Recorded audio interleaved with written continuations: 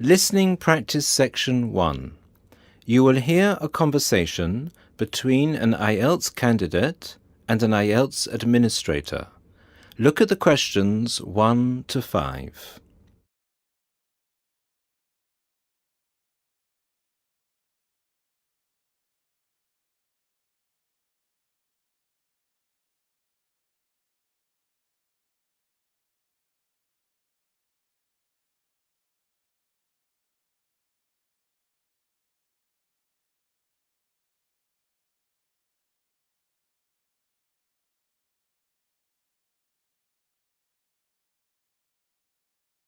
Listen to the first part of the conversation and answer questions 1 to 5. Good afternoon. I'm applying for a master's program at the University of Exeter in the UK. I'm planning to register for the IELTS exam at your centre next month. I have some questions I'd like to ask you before I register, if that's okay. Certainly. Would you be taking the academic module? I think so, but I'll have to contact the university just to make sure. You'll probably need the academic because most universities don't accept the general training. And anyway, the procedures to register for the exam are the same for both the general and the academic modules. Good. My first question is whether I sit all parts of the exam on the same day. I don't live here, you see, and for me it would be more convenient to do all the papers on the same day. Unfortunately, the speaking part is scheduled for Thursdays, and reading, writing and listening tests take place on Saturdays. We can't change the days, I'm afraid. That's a pity. Well, never mind. What sort of documents do I need to bring in order to register? You'll have to fill in the IELTS application form and bring an ID, a copy of your ID, and 2 passport-size photos on a white background. Will any ID do? We only accept original passports and national IDs. That's good to know. Did you say that reading, writing and listening are scheduled for Saturday? That's right. Will I get a break in between the papers? I'm afraid there aren't any breaks between the papers. Each paper takes an hour to complete, so it's 3 hours straight through. You'll first do listening and then reading, followed by the writing test. This is a standard requirement from Cambridge. Now look at the questions 6 to 10.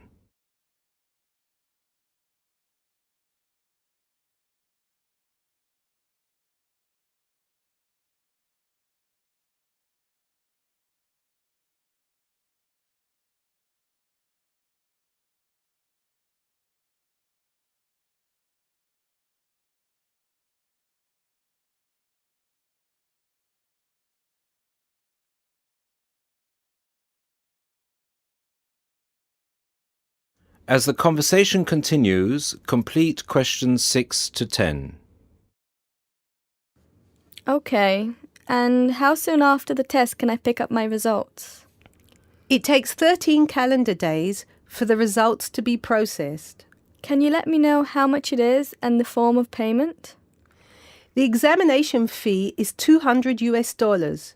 You can pay by credit or debit card. We also accept checks. We only accept cash as a form of payment in exceptional circumstances. And one last question. Can I mail you the application documents? Certainly. You can send all the documents by registered mail to our address, 47 Clover Place, New Rochelle, New York. Could you spell New Rochelle for me, please? Certainly. Newrochle.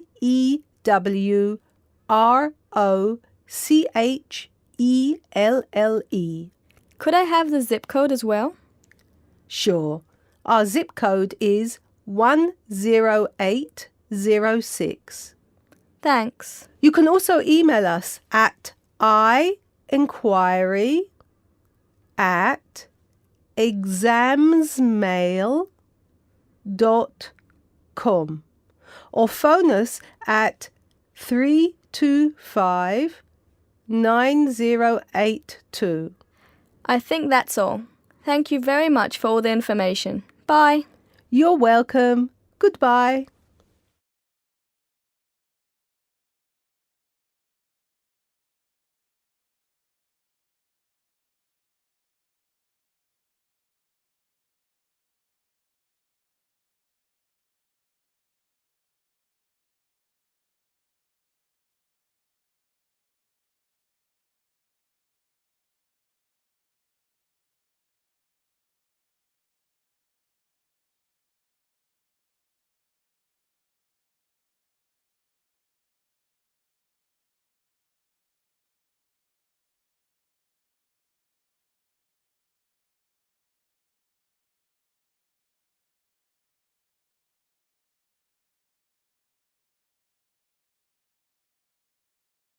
Listening Practice Section 2. You are going to listen to two students talking about a presentation on time management. Look at the questions 1 and 2.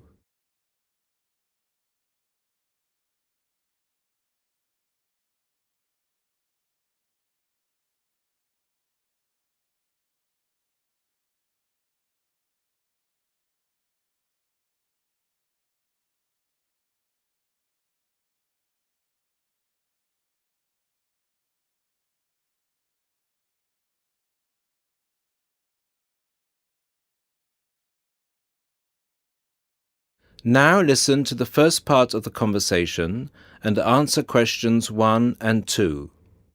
Hi, Mark. What are you doing? Hi, Lucy. Well, I'm preparing this seminar on time management. I'm supposed to do a presentation on the topic next week. Ironic, isn't it? I'm probably the worst student when it comes to time management. I don't think you're that bad compared to some other people I know. Do you need some help with it? Yeah, I just don't know where to start, to be honest. When are you doing the presentation? I'm supposed to hand in the draft on Wednesday at 11 a.m. The presentation is scheduled for 10 a.m. this Friday. Now look at the questions 3 to 10.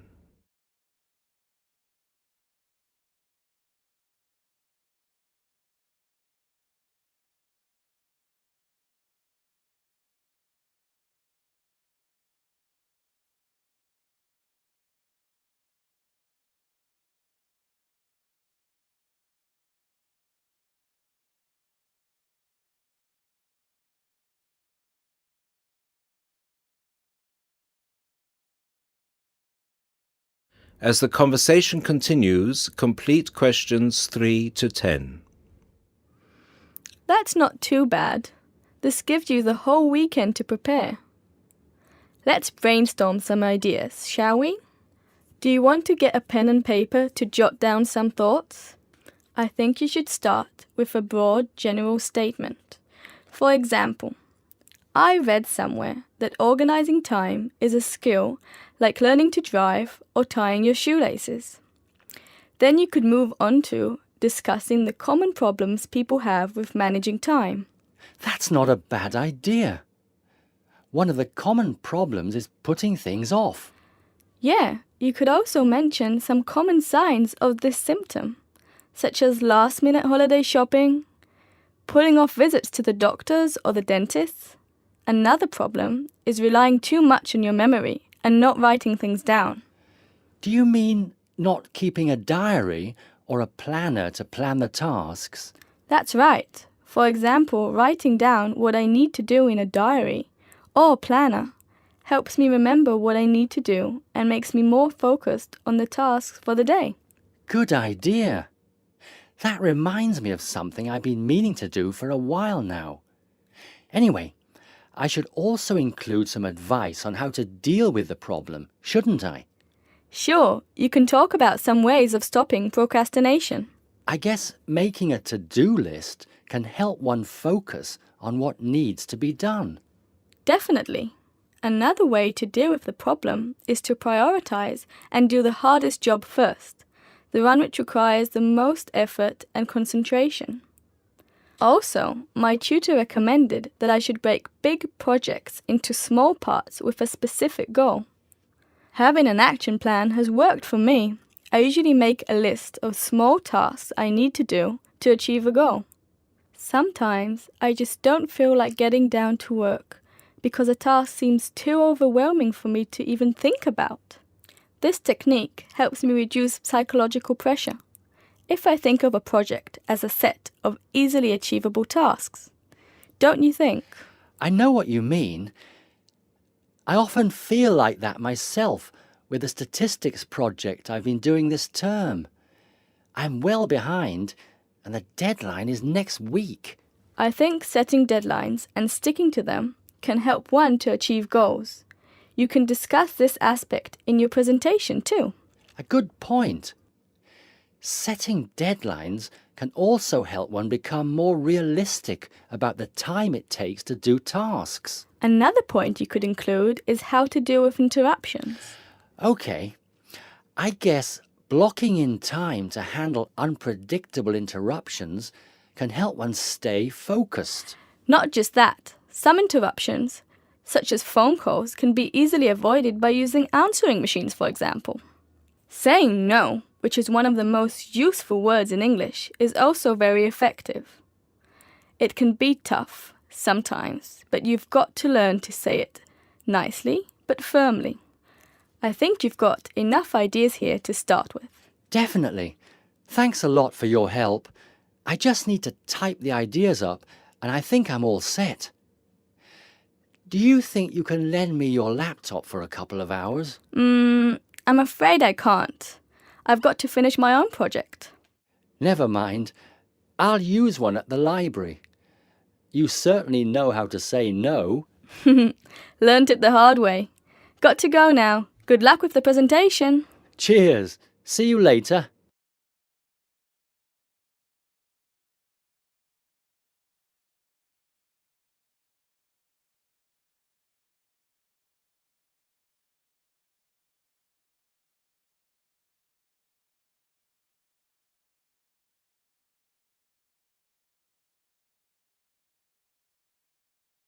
Listening Practice Section 3. You are going to listen to a radio program on sleep deprivation. Look at the questions 1 to 5.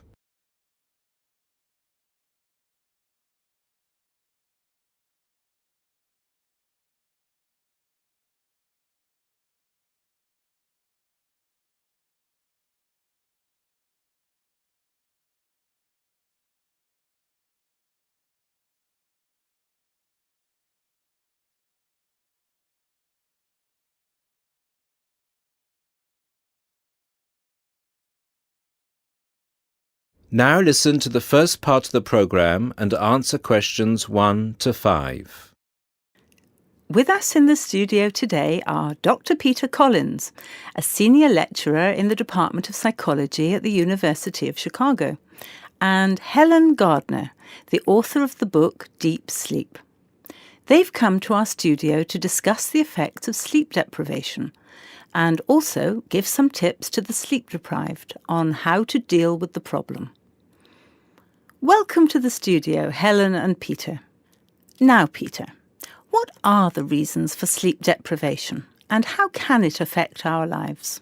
Well, the research into sleep deprivation started in the late 50s and has been going on ever since. Many researchers link sleep deprivation with electricity, television and computers, which have enabled humans to work 24/7. Before electricity was invented, people's body clocks were synchronized with the sun's schedule, and the average time they spent sleeping was 8 to 9 hours a night. By 1975, that average was down to 7 hours, and today 1/3 of us sleep less than 6 hours a day. This leads to a condition called chronic sleep deprivation, which basically means going for extended periods of time with less sleep than your body needs. Chronic sleep deprivation can cause a variety of physical and psychological problems. At its most basic level, loss of sleep can make us more irritable and less efficient, and can affect long-term memory and concentration, which can result in more accidents. According to the latest research into sleep deprivation, sleep deprivation is the main reason for 3% of plane crashes, 10% of domestic accidents, 20% of accidents at work, and 45% of all traffic accidents. Research into the physical effects of chronic sleep deprivation suggests more serious and significant long-term complications.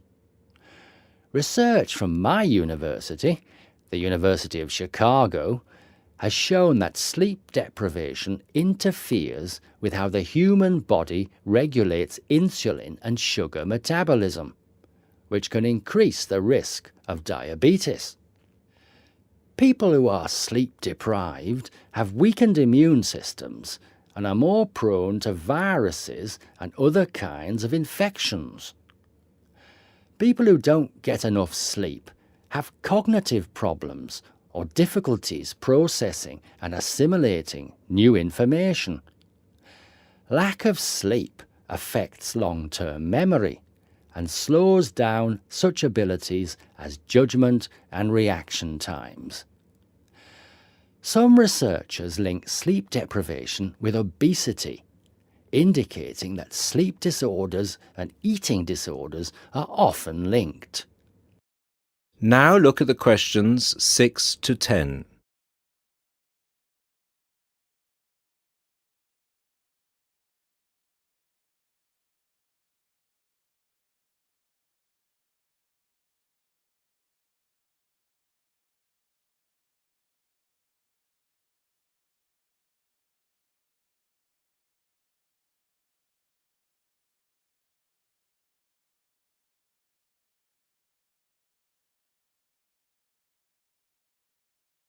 As the program continues, answer questions 6 to 10.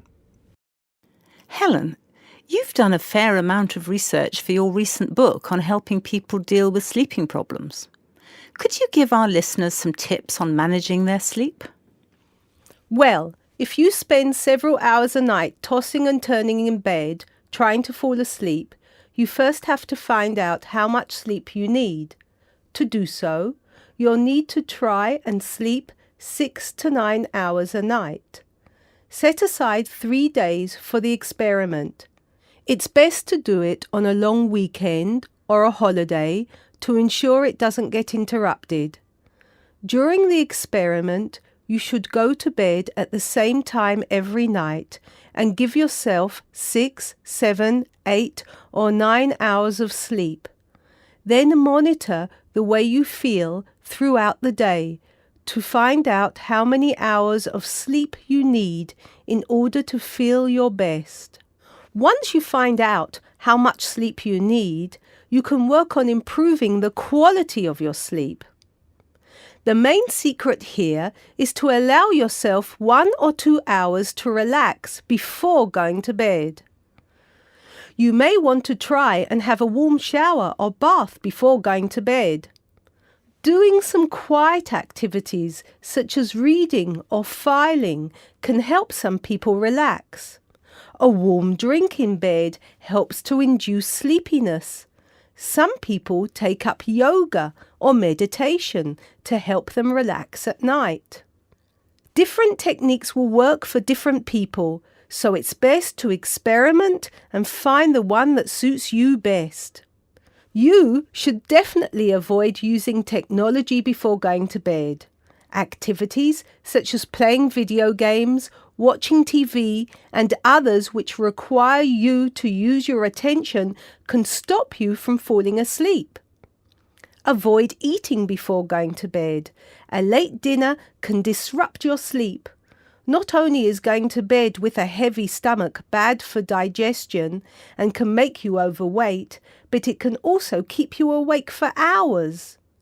Caffeine-rich drinks can increase your heart rate, which can stop you from falling asleep. Energy drinks also have the same effect on your body.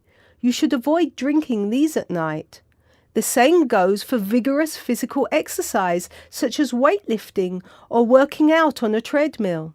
In many cases, you can reset your body clock and make it tick for you by changing your lifestyle. If your sleep deprivation is severe, it's always best to seek professional advice and get an appointment with your doctor, who might prescribe you sleeping pills. Thank you, Helen. We'll be back after the break and we'll be answering questions we've received from our listeners.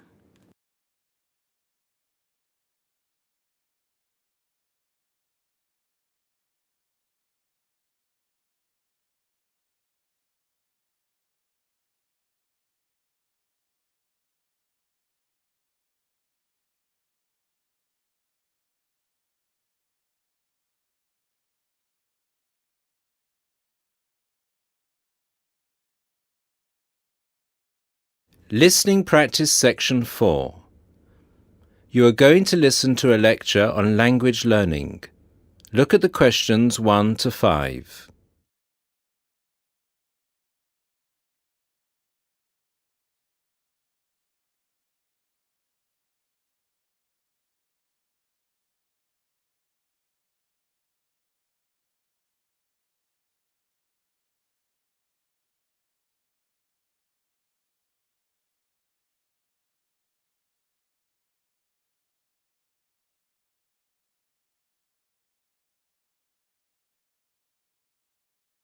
Now listen to the first part of the lecture and answer questions 1 to 5. This is the first in our series of lectures on language learning. The topic I'd like to deal with today is what makes a successful language learner? There's been a lot of research into what makes some people learn a language faster than others. In this lecture, I'll summarize the main findings of the research into the subject. There are many factors that influence how quickly one learns a foreign language, of which exposure to the target language seems to be one of the most important factors to consider. It's this factor which determines the speed of learning a language, especially among those people who learn a foreign language outside the classroom. There are more people who did not learn a second language or a third language in the classroom, and I think that understanding how learners successfully learn languages without the help of a teacher can provide us with the key to how to become a successful language learner. Let's look then at the characteristics of a successful language learner. Motivation seems to be one of the key factors. Research into motivation has identified two main types: instrumental motivation and integrative motivation. Instrumental motivation is the kind of motivation that encourages people to learn a language for practical reasons, such as getting a job or passing an examination. Learners with this kind of motivation intend to use the target language as a tool or instrument to help them achieve a goal. Integrative motivation is what encourages learners to learn a language in order to communicate and socialize with others who speak the language. The primary aim for learners with integrative motivation is to use the language to integrate and identify with the community that uses the language. Immigrants, or people who are married to speakers of another language, are motivated in this way. Although most people have mixed motivation, research into language learning and acquisition suggests that integrative motivation produces much better results and is an important characteristic of successful language learners. Now look at the questions 6 to 10.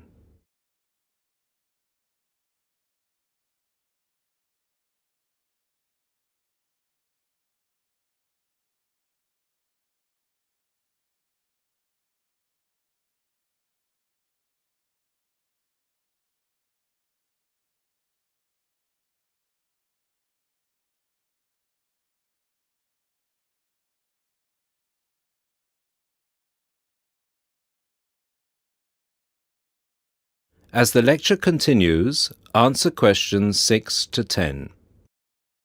Personality is another important factor in language learning. One does not need to be an extrovert to learn a foreign language, but willingness to experiment and take risks is essential. Introverted or anxious learners who are afraid of making mistakes find it harder to learn a language. Good language learners will try to experiment with different ways of learning vocabulary or grammar until they find the way that suits them best. Language is a complex system. Successful language learners often design complex learning systems to master a language. They think about how they learn and organize their learning accordingly. They develop their own learning style and use a range of learning skills such as efficient revision techniques, systems for learning and organizing vocabulary, the ability to monitor their own speech, and the ability to plan their learning. Finally, age is another major factor to be borne in mind. Children seem to be in the best position to learn a foreign language rapidly and with the best results. Older learners can also be very successful and become proficient at using a language. Adult learners who make decisions about their learning and are independent of the teacher, who are analytical and aware of how they learn, and who take responsibility for their learning, stand a very good chance of learning a foreign language successfully.